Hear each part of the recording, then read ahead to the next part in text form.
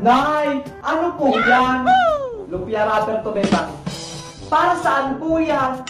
Magluluto ako ng turon. Wow, turon! Masarap yun, favorite ko! Asan ko pala yung saging? Hala? Asan na nga ba? Paano kayo makakapagluto ng turon kung walang saging? Naku, nakalimutan pa atang bumili.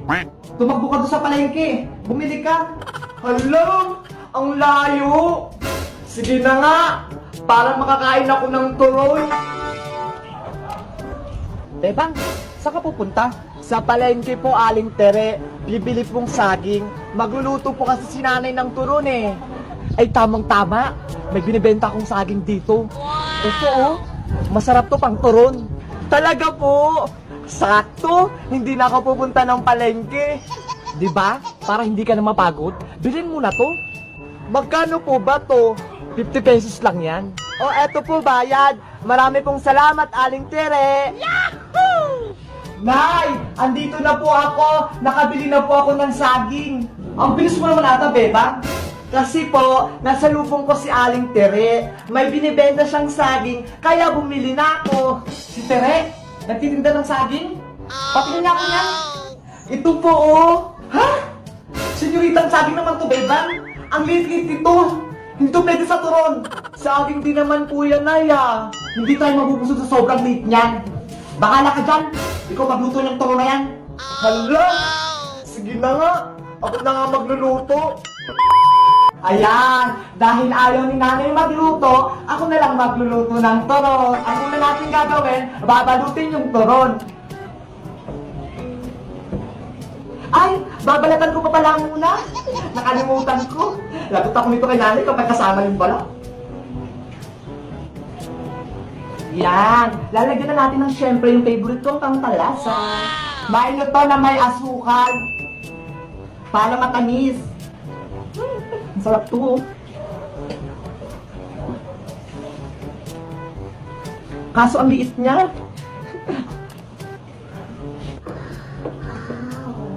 Ayan! Tapos na akong magbalot! Magluluto na tayo! A few inches later. Ayan! Sunog na! Pwede na to!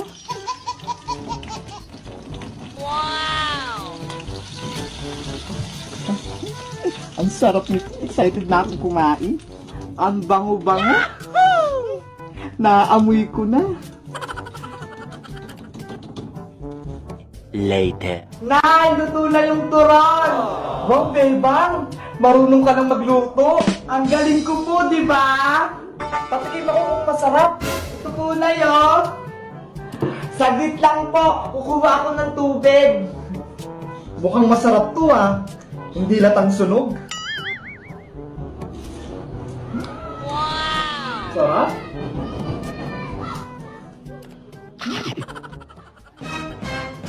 Hala! Asa na yung turon? Naubos nyo na? Sabi ko naman sa'yo, Bebang, malilit yung binili mong saging. Ayan tuloy, tamang-tama lang sa akin. Hindi nyo man lang ako tinirahan kahit isa. Paborito ko pa naman din yan. Bebang! Ay, andyan na si nanay. Galing siyang palengke. Siguro may pasalubong siya sa akin. Halika rito sa labas. Opo, andyan na, Nay! Yahoo! Wow! Diba? Ang ganda ng halaman. Binili ko to sa palengke. Kala ko hiningi nyo lang yan sa kapitbahay. Wala nang nahihingi sa panahon na yun, Bebang. Hindi nyo man lang ako binilihan ng bagong damit. Inuna nyo pa yung halaman. Oh, no! Ay, tignan nyo po itong damit ko. Punit-punit na. Pasensya naman. Sa susunod, pagpunta ko ng palengke, bibilihan kita ng bagong damit. Totoo po, Nay? Bibilihan niyo ako? Oo naman. Pero syempre, alagaan mo muna itong bago kong halaman. Sige po, Nay. Alagaan mo yan. At diligan mo yan, ha? Kung hindi, naku, mayayari ka sa akin. Hindi kita bibilihan ng bagong damit. Opo, aalagaan ko po itong mabuti. Later. Na. Bebang! Oy, Iska! Ano yung ginagawa mo? Dinidiligan ko tong halaman ni nanay. Plantita ka na din? Pang matanda lang yan eh. Hindi ako plantita. Pinapalagaan sa akin to ni nanay para pilihan niya ako ng bagong damit. Ganun ba? Sige, tulungan kita para mabilis siyang lumago. Pinapaliguan mo dapat yung halaman. Hindi pwedeng wisik-wisik lang. Ganun ba? Anong gagawin natin? Ayan, dapat binababad yan sa tubig para lumago yung ugat, para mabilis na siyang lumaki. Ay, ganun pala. Ang galing. Turo yun ng nanay ko. Magaling siyang magtanim. Fresh na yung halaman ni nanay. Hindi pa yan tapos. Binibilad pa yan sa araw para lumakas at magkabulaklak agad. Hindi totoo yan. Ganun ba? Oo, kasi ang araw, vitamin siya ng mga punot halaman. Baka naman masunog to sa araw, Iska. Hindi yan, Bebang. Sige, dyan mo yan ilagay.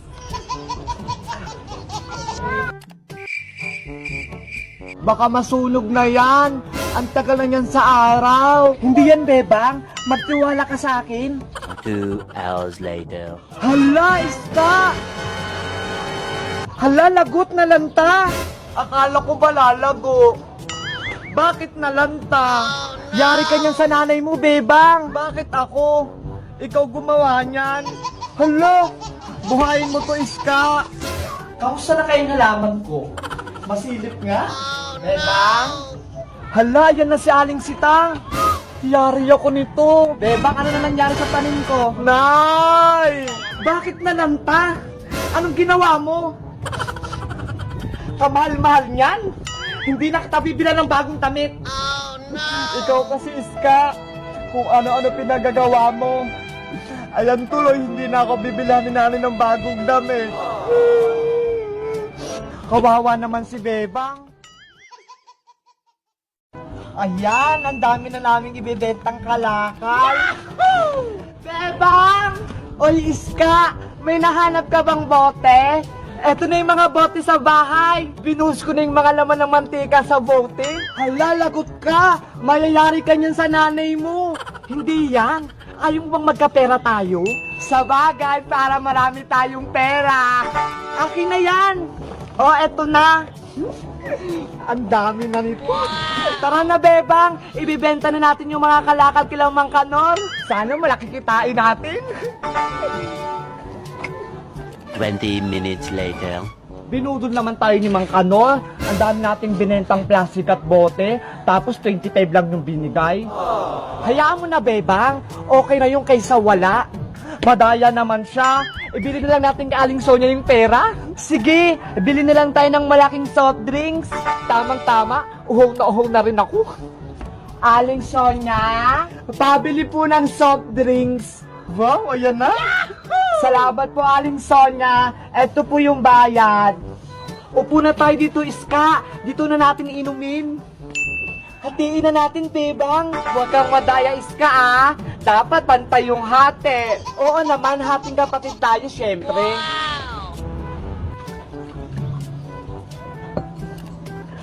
Oh, eto na sa'yo, Bebang. Hala! Ang konti naman ito, Iska. Sakto lang naman, ah. Lugi naman ako. Yung sa'yo, ang dami. Bebang, Iska, bakit kayo nagtatalo? Eh kasi si Iska, ang onti nang binigay niya sa aking soft drinks, hindi pantay ang hati. Pantay kaya? Patingin ako. O, tignan mo. Ay, oo nga, Iska, mas madami nga yung sayo. O, diba? Sabi ko sa inyo eh. Anong gagawin namin? May naisip ako. Ano yun, princess? Ako na lang maghahati para walang dayaan.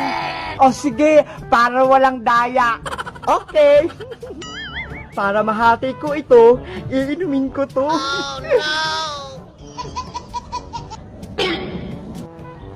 Ayan, hati na. Ito na sa'yo, Iska. Ito na sa'yo, Bebang. Hala, mas konti naman yung sa'kin. Eh di pantayin ko na lang ulit. Akin na. Oh, no! Oh, eto na. Bakit mas madami yung kay Iska? Hindi ka naman pantay maghati, princess. Hindi pa rin ba pantay? Ito mas madami, babawasan ko pa. Nauuhaw na kami. Bilisan mo naman dyan. Oo nga, kanina pa kami dito nag-aantay. Oh, ayan na, pantay na, pantay na. Wala nang walilugi sa inyo. Hala, pantay na, pantay nga. Ang galing mo talaga maghati, princess. Ang arte-arte nyo kasi, ayaw nyo parehas malamangan. Ayan tuloy, parehas kayong wala. Inubos mo yung soft drinks namin. Hoy, princess, palitan mo yon. Lagot ka sa amin. Iska! Iska! Ano yan, Bebang? May ipapagawa ako sa yung challenge. Ano ba yan? Huwag kang maingay. Baka marinig tayo ni nanay. Kinuha ko lang tong nilagang itlog na ulam namin. Lagot ka na naman kay Aling Sitang yan. Hindi niya yung malalaman, kaya bilisan natin. Ano ba kasi ang challenge mo? Itong nilagang itlog, ipapasok mo sa loob ng bote nang hindi nadudurog. Itlog? Tsaka bote? Hindi naman papasok yung itlog sa bote. Ang laki-laki ng itlog eh. Kasya yan. May challenge bang madali? Tsaka napanood ko na yun sa YouTube. Subukan mo kasi. Kahit anong paraan. Basta wag lang mabasag yung itlog. Paano? Imposible naman. Oh? Bebang, Iska, ano yan? Ikaw pala, princess. Si Bebang kasi may pinagagawa sa aking challenge. Anong challenge? Ganito yung princess, oh. Ipasok mo yung nilagang itlog sa loob ng bote. Diba? Napaka-imposible. Nilagang itlog? Wow! Oo, nalaga na to kaya hindi to mababasag. Patingin ako ng itlog. Oh, ito. Ay, nilaga nga. Tama-tama, gutom na ako. Hoy! Wag! Hala, princess, bakit mo sinubo? Sabi ko sa bote, hindi sa bunganga mo. Hay nako, gutom ka na naman, princess. Ang sarap. Sayang naman yung itlog kung ipapasok nyo sa bote. O, Bebang, sirit na. Hindi naman namin alam kung paano ipasok sa bote. Mamaya, ubusin pa yan ni princess eh. Sige na nga, ako na nga gagawa. Ginagawa? Ayan, dapat maglagay muna kayo ng maraming usok sa bote. Tapos ilagay itong itlog.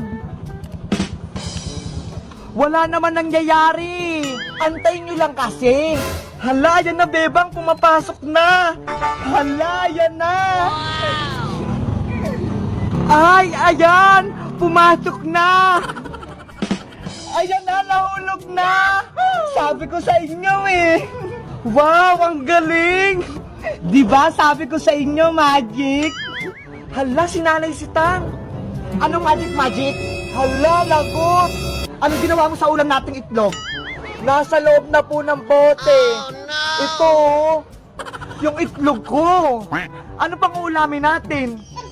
Yari na naman ako nito. Ngayon, magicin mo yan kung paano yan lumabas.